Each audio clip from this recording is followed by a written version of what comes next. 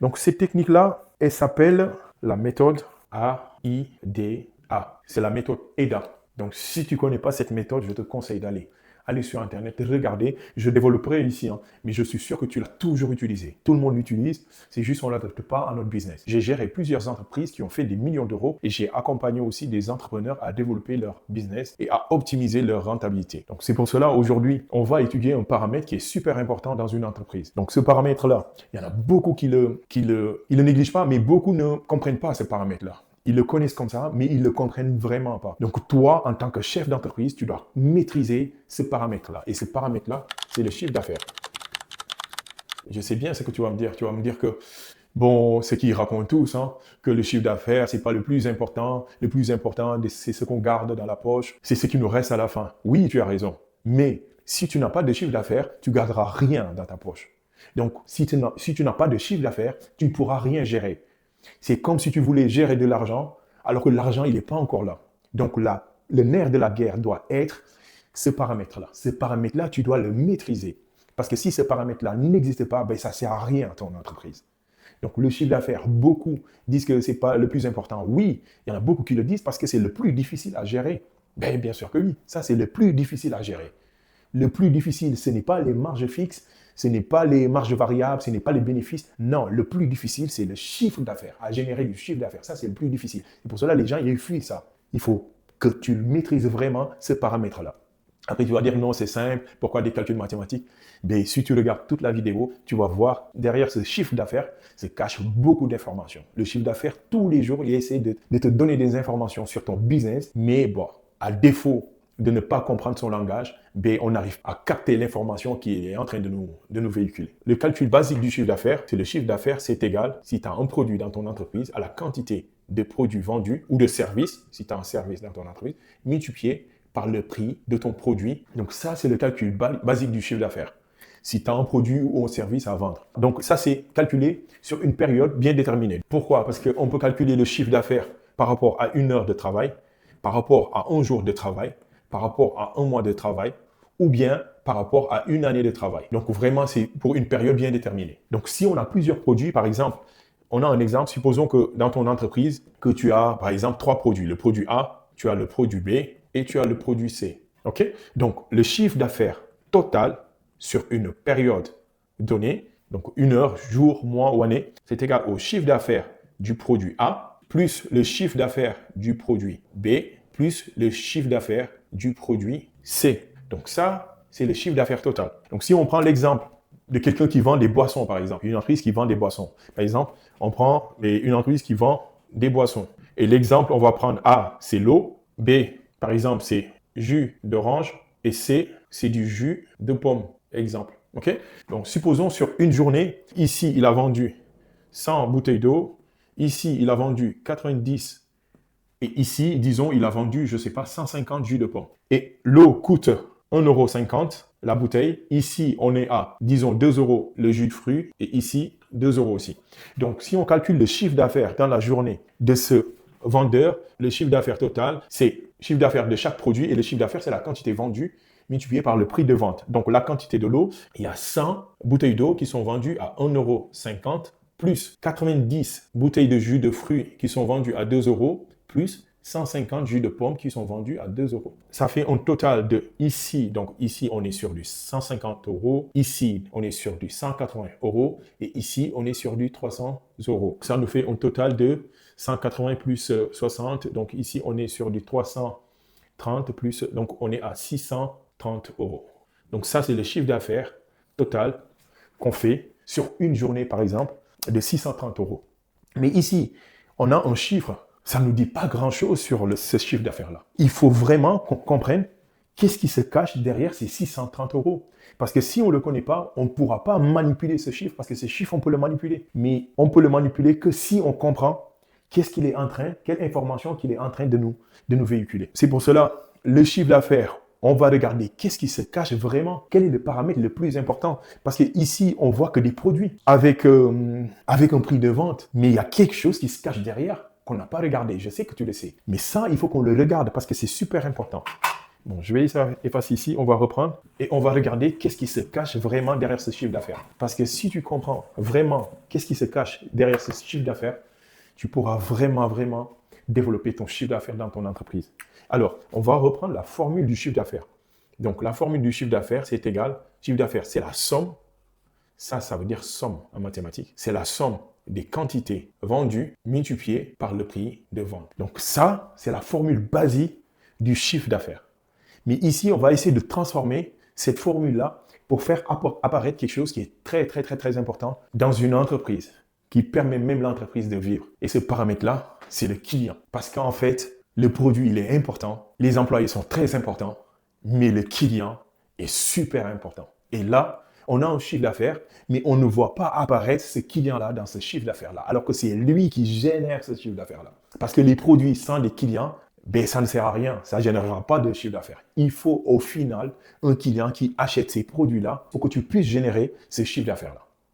Donc le client, on va le faire apparaître dans cette formule-là. Comment on fait? Après, c'est un peu des mathématiques. On peut le faire apparaître ici, juste en faisant des manipulations mathématiques. Donc, qu'est-ce qu'on va faire? On va prendre cette formule-là, on va essayer de faire apparaître le client ici pour qu'on puisse vraiment le voir dans la formule du chiffre d'affaires. Donc, qu'est-ce qu'on fait? Il y a une règle mathématique qui dit que si on multiplie quelque chose et on divise cette chose à une chose, ben, c'est comme si on faisait rien. On laissait la formule intacte. Donc, je ne sais pas si je l'ai bien expliqué. Donc, qu'est-ce qu'on va faire? Donc, ici, on va multiplier par le nombre de clients. On va faire apparaître le nombre de clients. Et ici, on va diviser par le nombre de clients. OK. Donc, ça, en mathématiques, si on multiplie et on divise ici, c'est comme si on avait la même formule ici. En fait, ça ne change rien. On peut même ici simplifier. Si on simplifie ici, ben, ça allait disparaître, ça. OK? Donc, ça, c'est la même chose que ça. C'est juste ici, on a fait apparaître le client ici. Parce que le client est super important dans une entreprise. Le client est super important dans ton entreprise. Si tu ne le comprends pas, tu passes à côté. Donc, si tu n'arrives pas à voir ton client, à faire apparaître ton client dans ton chiffre d'affaires, c'est parce que tu passes à côté de quelque chose. Donc là, on a fait apparaître le client ici. Donc, on l'a multiplié, on l'a divisé. Donc, c'est comme si on n'avait rien fait. Donc, la formule reste intacte. Donc là, qu'est-ce qu'on va faire? Donc, il y a quelque chose qui est super important ici. Donc, on a fait apparaître ça là. Donc, on va diviser la formule en deux encore. Donc, ça, en fait, la somme de quantité vendue multipliée par le prix de vente divisé par le nombre de clients, ça représente ce qu'on appelle le panier moyen ou ticket moyen. Donc, panier moyen ou ticket moyen. Ça, en fait, c'est combien te rapporte en moyenne un client de ton entreprise. Combien te rapporte en moyenne un client dans ton entreprise. Et ça, c'est super important pour le chef d'entreprise de maîtriser ça, de le connaître en fait. Parce que c'est un paramètre qu'on pourra dans le futur manipuler pour atteindre nos objectifs, comme Paul a atteint son objectif. Donc ça, on le fait apparaître ici. Donc notre formule devient, donc le chiffre d'affaires est composé par le panier moyen. Ça veut dire que ce que en moyenne te rapporte un client de ton entreprise est multiplié par le nombre de clients. Parce que ça aussi, tu dois le connaître, le nombre de clients que tu as. Et ça, il y en a beaucoup chefs d'entreprise qui ne connaissent pas le nombre de clients qu'ils ont. Et le panier moyen qu'ils ont tous les mois ou tous les jours. Il y en a beaucoup qui ne le maîtrisent pas. Ça, je le dis en connaissance de cause parce que j'ai accompagné beaucoup d'entrepreneurs. Il y en a beaucoup, ils ne maîtrisent pas ça. Ils ont les paramètres, ils sont là. Des fois, ils ont des logiciels. Il y en a qui n'ont même pas de logiciel pour savoir combien de clients, combien de paniers moyens ils ont. Il y en a qui l'ont, mais qui ne le regardent pas, qui ne l'étudient pas. Je peux te dire que tu passes à côté de quelque chose. Parce que ça, si tu maîtrises ça, ben, tu peux maîtriser ton entreprise. OK? Donc ça, donc la nouvelle formule magique, que j'appelle une formule magique, parce que ça, c'est une formule magique dans ton entreprise, c'est ça là. Le chiffre d'affaires, c'est égal à ton panier moyen ou ticket moyen multiplié par le nombre de clients que tu fais dans une période déterminée, dans une période donnée. Donc ça, il faut vraiment que tu le maîtrises. OK? Donc, on va effacer et on va reprendre cette formule-là et on va regarder comment Paul, il est passé de 7 000 à 14 000 euros. Donc, désormais, ton chiffre d'affaires, c'est égal à ton panier moyen, ce que te rapporte en moyenne chaque client ou ticket moyen, ou transaction aussi moyenne, multiplié par le nombre de tes clients. Nombre de clients. OK? Donc, ça là, C'est ta nouvelle formule. Et ça, si tu maîtrises ça, mais tu as tout compris par rapport à ton chiffre d'affaires. Donc, c'est ce que Paul a compris pour pouvoir manipuler et augmenter son chiffre d'affaires et augmenter de l'autre côté sa rentabilité. Ça, on regardera parce que ça dépend, la rentabilité, les bénéfices, ça dépend de beaucoup de paramètres, ce qu'on appelle les charges fixes, les charges variables, tout ça. Mais ça, pour moi, c'est le plus facile à gérer. Le plus difficile, c'est ça. Beaucoup d'entrepreneurs calent sur ça. Le reste, c'est de la gestion. OK? Donc, si on regarde cet exemple-là, donc Paul, comment il a fait? Donc, il a utilisé ce qu'on appelle des leviers. Ça, c'est des leviers de performance en entreprise. Donc, ces leviers-là, panier moyen, le nombre de clients, et il y a un autre aussi levier de performance que je n'ai pas encore écrit ici. On gardera ça dans une autre vidéo ou à la fin de cette vidéo. On peut multiplier avec un autre levier que je n'ai pas mis, mais on regardera. Donc, ça sera la 3e vidéo. Donc là, je pense qu'on va faire 3 vidéos parce que c'est très, très, très, très long. Donc, voilà. Donc, ici, Paul, pour le moment, sur cette formule-là, qui manque un levier que je mettrai, mais pour le moment, ça ne nous intéresse pas, on va regarder que ces 2 leviers. Donc, on a 2 paramètres ici, 2 leviers à travailler. Donc, Paul, il a utilisé un premier levier qui s'appelle le levier 1, c'est le panier moyen ou ticket moyen qu'il a utilisé. Panier moyen ou ticket moyen, bon, je vais répéter parce qu'il y en a beaucoup qui appellent ticket moyen ou transaction moyenne. OK? Donc, il a utilisé le panier moyen pour développer son chiffre d'affaires. OK? Il avait un panier moyen de 20 €, Paul. Et il avait un nombre de clients qui était égal à 350 clients par mois. Ça, c'est ce qu'il avait au début.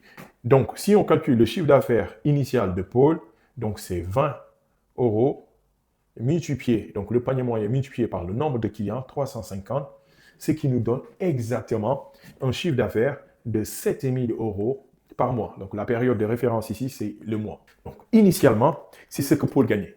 OK?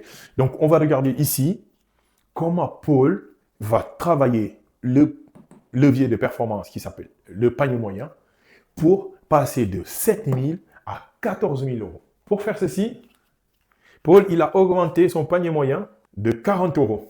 Vous l'avez deviné, 40 €. Donc, il est passé de 20 € à 40 €. OK? Le nombre de clients, c'est toujours pareil. C'est 350 clients par mois. Et si on prend 40 multiplié par 350, donc ça nous donne un chiffre d'affaires normalement, s'il est 14 000 €, il passe de 7 000 € à un chiffre d'affaires de 14 000 € par mois. Vous allez me dire, c'est magique. Oui, c'est magique. Est-ce que c'est simple de passer de 20 à 40? De 20 € de panier moyen à 40 € de 40 moyens? Oui, c'est simple. Non aussi, c'est pas du tout simple. Ça dépend. Donc, en entreprise, c'est pour cela, dans ton entreprise, tu dois maîtriser ça. Le panier moyen, dans cette formule, ça veut dire que ici, il faut savoir vendre. Parce que qu'est-ce que Paul a fait? Paul, qu'est-ce qu'il a fait? En fait, il a fait 2 choses, Paul. Qu'est-ce qu'il a fait? Avant, il avait un monoproduit. Il avait un seul produit qu'il vendait à 20 €. Donc, qu'est-ce qu'il a fait? Il a créé 2 autres produits qui tournent autour de ce produit-là. Avant, il avait un seul produit qui coûtait 20 €. Donc maintenant, il a créé 2 autres produits qui coûtent chacun 10 €. Au lieu de vendre à chaque client 20 €, un produit à 20 €, Paul, il a créé 2 autres produits qui tournent autour de ce produit-là. Et il a vendu à 40 €. Donc, il passe de 20 à 40 € de panier moyen. Ça, comment il faut faire? C'est ce que beaucoup de chefs d'entreprise ou d'entrepreneurs ne veulent pas faire. Qu'est-ce qu'il a fait? Il a étudié son client. Malheureusement, beaucoup d'entrepreneurs ou beaucoup de vendeurs n'étudient pas leur client. Le client, il faut l'étudier. Le client, il faut l'écouter. Parce qu'on n'écoute pas nos clients, on n'écoute pas assez nos clients. On est là, on est concentré sur le produit, mais on n'est pas concentré sur ce client-là. C'est pour cela que je l'ai fait apparaître, ce client, dans cette formule de chiffre d'affaires. Parce que c'est la clé d'une entreprise. Ce client, il faut l'écouter. Quand on l'écoute, on pourra le vendre des produits. Et autre chose aussi que Paul a fait, il a vendu. Il faut vendre. Un entrepreneur, c'est un vendeur. Si tu ne sais pas vendre, ben, ça ne sert à rien de créer une entreprise. Je vous le dis. Ou bien, oui, vous pouvez créer une entreprise, mais il faut que vous vous accompagniez des très bons vendeurs. C'est vrai, on peut ne pas être un vendeur et s'entourer des très bons vendeurs. Mais le nerf de la guerre, quand tu débutes avec ton entreprise, il faut que tu apprennes à vendre. Et ça, il y a beaucoup qui ne le veulent pas. Qui disent que non, moi je ne veux pas vendre, moi je ne sais pas vendre. C'est pas vrai. On est tous des vendeurs. Mais on est tous des vendeurs. Ben oui, ça c'est la vérité que les gens ne connaissent pas. Tu es un vendeur, tu es un vrai vendeur. Comment tu as fait pour être avec ton copain ou ta copine? Ben tu t'es vendu à lui ou à elle. Comment on éduque nos enfants? Ben on leur vend quelque chose. Comment on trouve du travail? Comment tu as trouvé du travail un jour? Voilà, ben tu t'es vendu. Tout le monde vend. Tout le monde vend. Même si tu veux te faire accompagner quelque part par quelqu'un, ben tu es obligé de lui vendre quelque chose pour qu'il t'accompagne. Tout le monde vend. Et Paul, ce qu'il a compris, c'est que là, il faut devenir un vendeur. Donc, si tu veux développer ton chiffre d'affaires, leçon numéro 1, il faut devenir un vendeur. Ou bien, il faut que tu t'accompagnes avec des vrais vendeurs. Donc, un vendeur, c'est quelqu'un qui écoute son client. Première chose. Donc, un vendeur, c'est quelqu'un qui écoute son client. Parce qu'on n'écoute jamais les clients. Le bon Dieu nous a donné 2 oreilles et une bouche. Donc, ça veut dire qu'il veut qu'on parle peu et on écoute 2 fois plus. On parle une fois et on écoute 2 fois. Donc, on n'écoute pas le client. Si on écoute le client, on arrive à lui proposer, parce qu'il dit toujours, le client, il est toujours là à dire ses problèmes, si on l'écoute. Donc, s'il dit ses problèmes, il faut qu'on trouve une solution à ses problèmes. Si tu trouves une solution à ses problèmes, ben, tu ne développes pas ton chiffre d'affaires. Et Paul, c'est ce qu'il a fait. Il a écouté, il a commencé à écouter ses clients. Donc, il vendait un produit. Donc, il commençait à écouter ses clients. Et le client, il disait que bon, j'avais un problème de ce produit, de ce produit et de ce produit. Ben, il a résolu ce problème-là. Donc, pour proposer 2 autres produits qui, à 10 euros, ce qui a augmenté son chiffre d'affaires à 40 euros. Okay? Donc, il faut que vous deveniez un vendeur. Un vendeur, c'est quelqu'un qui écoute son client pour lui proposer. C'est simple, hein? C'est écouter son client et lui proposer. Okay? Donc, ça veut dire que Paul, qu'est-ce qu'il a fait? Il a mis des techniques de vente en place. Des techniques de vente en place, plus un service. Il faut que vous mettiez des techniques de vente en place. Beaucoup d'entrepreneurs, j'en ai accompagné, les entrepreneurs que j'accompagne, beaucoup n'ont pas de technique de vente. Comment on peut vendre si on n'a pas de technique? La technique de vente, ben, il faut connaître son client. Il faut mettre des places, il faut que tu mettes en place des techniques de vente et un service, parce que le service aussi, il est super important pour que le client puisse acheter. Okay? Donc, Paul, qu'est-ce qu'il a fait? Donc, il a développer ses techniques de vente plus ses services. Donc là, dans cette vidéo, je vais te donner une technique qui est primordiale, qui est la base, je pense, de toutes les techniques de vente. Tu regarderas ça, mais il existe plusieurs techniques. Tu dois avoir une technique de vente, un speech de vente, comme tu veux, mais tu dois avoir une technique de vente par rapport à ton produit. Et cette technique de vente, tu vas la trouver en étudiant ton client, en écoutant ton client. C'est le client qui doit te donner les techniques de le vendre, en fait. Donc non, c'est simple. Hein. Il y en a beaucoup qui disent que non, j'ai pas de technique. Oui, tu n'as pas de technique parce que tu n'écoutes pas ton client. Parce que la technique de vente, c'est le client qui te le donne. Le client, tout le temps, il te dit, moi, je veux ça, mon problème, il est là, mon problème, il est là. Mais toi, quand tu l'écoutes, tu notes son problème et tu vas aller chercher la solution de son problème. Et tu viens, tu lui proposes et il va te donner en échange de l'argent. Parce que la vente, ce n'est rien d'autre que échanger, en fait. Donc, le client, il a un problème et toi, tu lui apportes une solution. Et en retour, il te donne de l'argent. C'est ça. Ça, si tu comprends. Comme ça, la vente ne deviendra plus un problème parce que tu rends service. Ce n'est pas que tu arnaques les gens. Si tu es un arnaqueur, ça ne sert à rien. Mais tu rends service aux gens. Donc, tu résous le problème et en retour, ils vont te donner de l'argent.